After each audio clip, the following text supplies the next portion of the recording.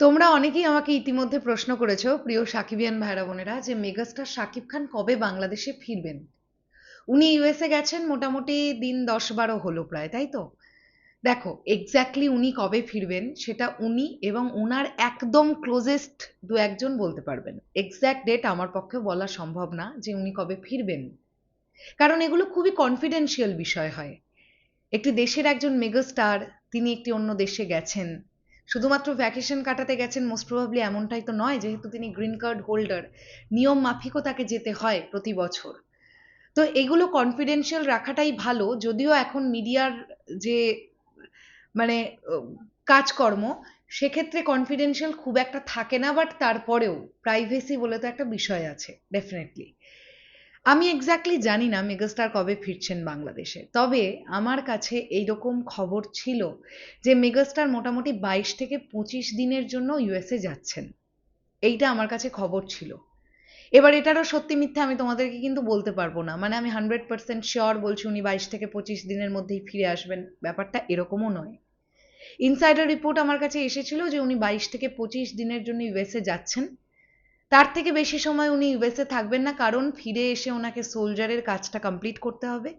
Soldier team নাকি এটা decision নিচ্ছে যে অক্টোবর অর্থাৎ দুর্গাপুজোয় তারা সোলজার সিনেমাটা রিলিজ দেবে।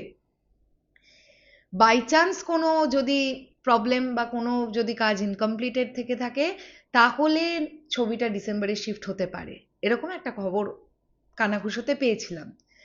তো মেগাস্টার শাকিব খান যদি, আমার পাওয়া তথ্য অনুসারে বা ইনসাইডার রিপোর্ট অনুসারে, যদি উনি 25 দিনের জন্যই ইউএসএ যান, তাহলে আশা করা যাচ্ছে উনি দিন 15-16-র মধ্যেই বাংলাদেশে ব্যাক করবেন, আশা করা যাচ্ছে। এবার এক্স্যাক্ট ডেট আমি তোমাদেরকে কিভাবে বলবো বলো, তোমরা তো আমাকে জিজ্ঞাসা করছো, আমি এক্স্যাক্ট ডেট তো আমি নিজেই জানি না, সো তোমাদেরকে কিভাবে বলবো। তবে ওই আইডিয়াটা করলাম, ধরে নিতে পারো একদম এই মাসের একদম এন্ডে, মানে 28 তারিখ 29 তারিখ ওই সময়টাতে মেগাস্টার শাকিব খান আসতেও পারেন, অথবা নেক্সট মান্থের ফার্স্ট উইকেও আসার সম্ভাবনা আছে। আশা করা যাচ্ছে নেক্সট মান্থের 10 তারিখের মধ্যে উনি বাংলাদেশ ল্যান্ড করবেন, এরকম আশা তো করা যাচ্ছে আর কি।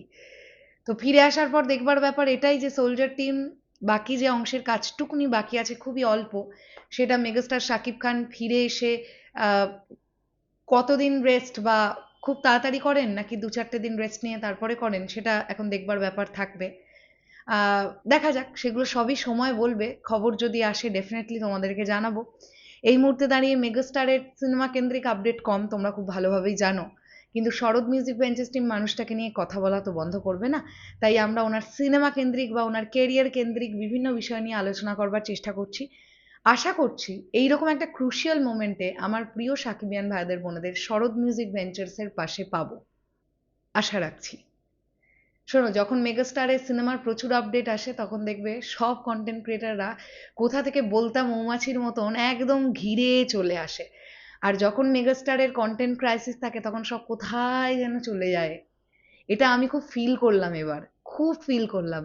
তোমরা আমাকে অনেকেই বলতে এই কথাটা, বাট আমি এইবার যতটা ফিল করছি আমি এর আগে ততটাও অনুভব করিনি যে আসলেই তাই। মেগাস্টারের কন্টেন্ট না থাকলে যারা মেগাস্টারকে নিয়ে প্রচণ্ড লাফালাফি করে সিনেমার সময়, তারা যে একেবারে হাওয়ার মতন ভেসে উড়ে কোথায় চলে যায় খুঁজে পাওয়া যায় না। ম্যাক্সিমামদের কথা বলছি, সকলের কথা বলছি না ডেফিনেটলি। তো যাই হোক, চলো শেষ করলাম ভিডিওটা। টাটা।